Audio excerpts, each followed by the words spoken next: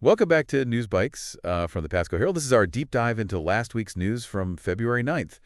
We have quite a range of stories this week, from local heroes to community initiatives, and even some ongoing challenges that residents are facing. So let's just jump right in. Sounds good. Let's start with education. We saw the groundbreaking for a new K-8 school last week, Skybrooke. It's going to help ease overcrowding in nearby schools. Oh, that's great. And I hear they've even announced the school's first principal, Michelle Boylan. That's right. And Pasco County is seeing a lot of growth in its healthcare infrastructure as well.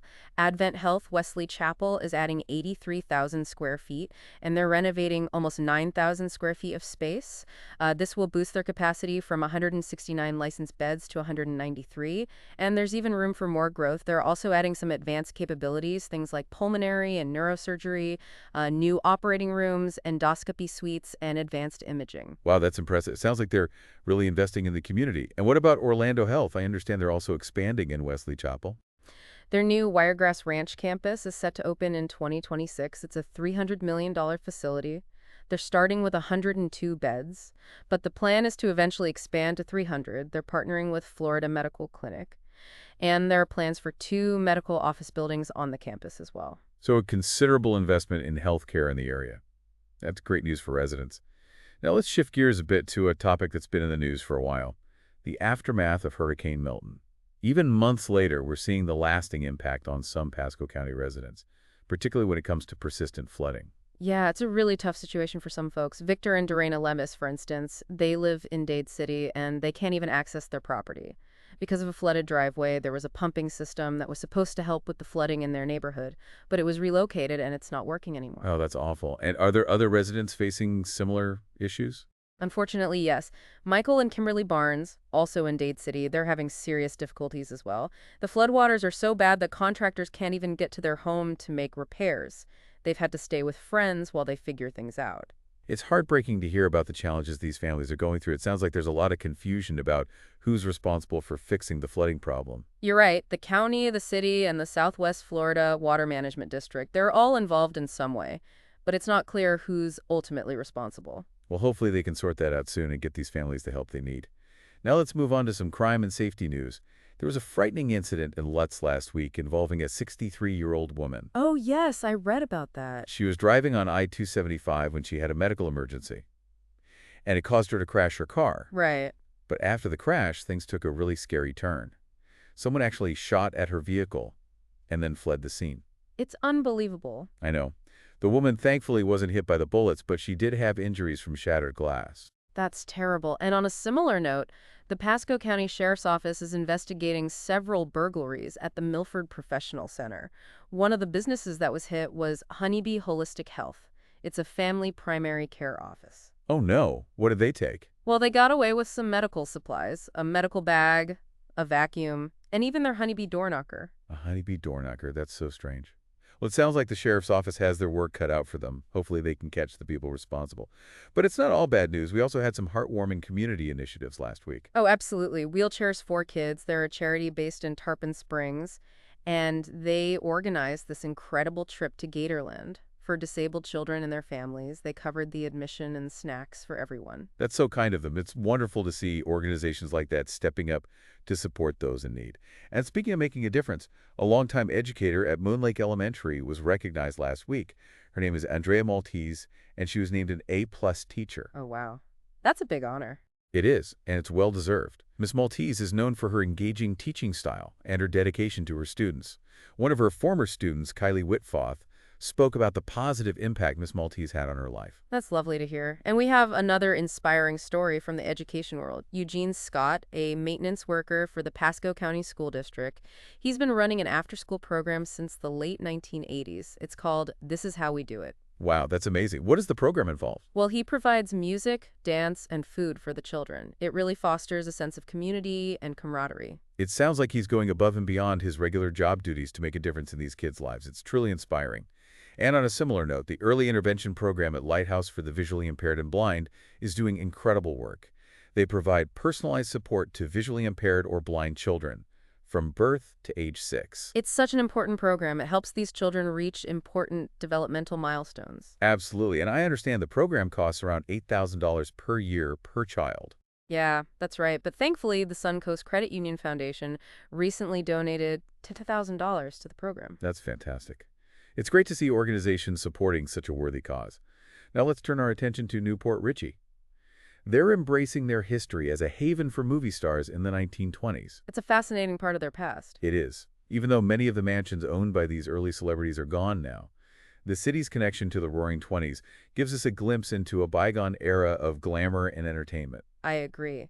And speaking of entertainment, there's a locally produced comedy that's making waves. It's called Post-Trip Issues, and it's heading to film festivals soon. Oh, that's exciting. Tell me more about it. Well, it was shot in a Gulf Harbor's home, and it tells the story of a middle-aged man who throws a party that goes horribly wrong. It's full of disastrous consequences. It sounds hilarious. Who are the people behind the film? It was produced by Bobby Marinelli and Melissa McNerney, and the star is Andrew Hare.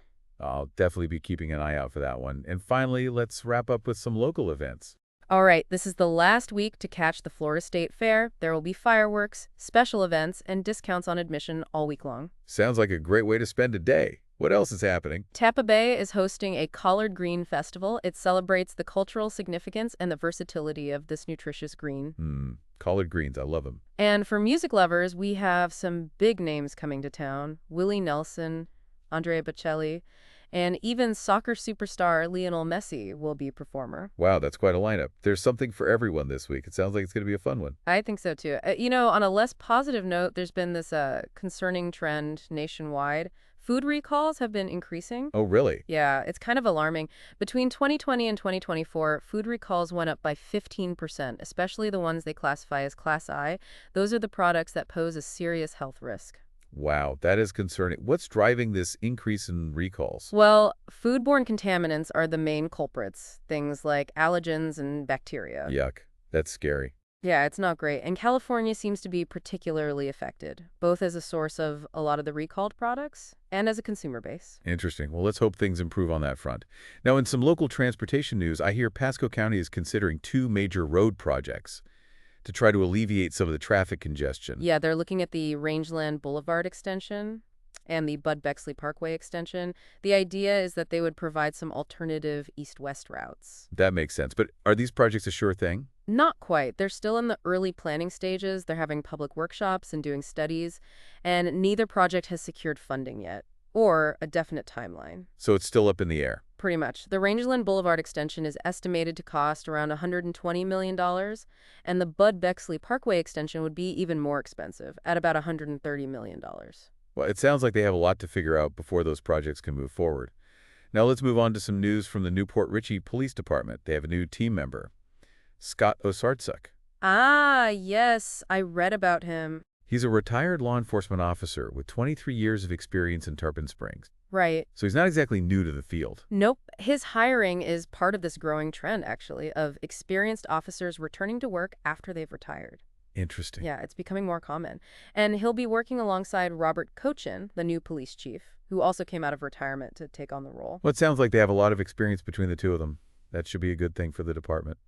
Now shifting gears a bit, there's been some debate recently about the Trump administration's immigration crackdown, even among religious leaders. Yeah, it's a complex issue. Archbishop Thomas Wensky of Miami has spoken out about his concerns, especially for immigrants who rely on programs like temporary protected status. Right. Those programs allow people to live and work in the U.S. without fear of deportation. Exactly. But the administration's focus on border security and stricter enforcement, it's created a lot of uncertainty about the future of those programs. And what's the Pope's stance on this? Well, Pope Francis has consistently advocated for immigrant rights and dignity. He's been critical of mass deportations because of the negative impact they have on families and communities. It's a tough situation for everyone involved. Now let's move on to a more uplifting story, one of resilience and recovery. It involves Buckley, a critically endangered sea turtle. Oh, yeah. What happened to him? Well, he was found stranded, probably because of illness or injury. Poor guy. I know.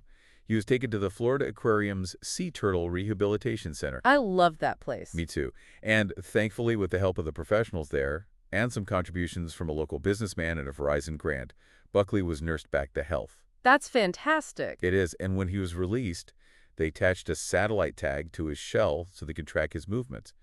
That's wonderful to hear. It's amazing how resilient those creatures are. Yeah, it really is. And, it's inspiring to see how individuals and organizations are making a difference in our community. Absolutely. It gives you hope. Well, I think that about wraps up our deep dive into Pasco County news for the week of February 9th. We covered a lot today. We did, from new schools and hospitals to the ongoing challenges from Hurricane Milton. Crime, heartwarming stories, upcoming events. It's a good reminder of just how much is happening right here in our own backyard. It really is so much to keep up with. Definitely. Well, we hope you found this deep dive informative and engaging. And if you'd like to learn more about any of the stories we discussed today, You can find more details on our website, the Pasco Herald. and don't forget to like, comment, and subscribe to stay up to date on all things Pasco County. We'll be back next week with another deep dive into the local news. Until then, thanks for listening.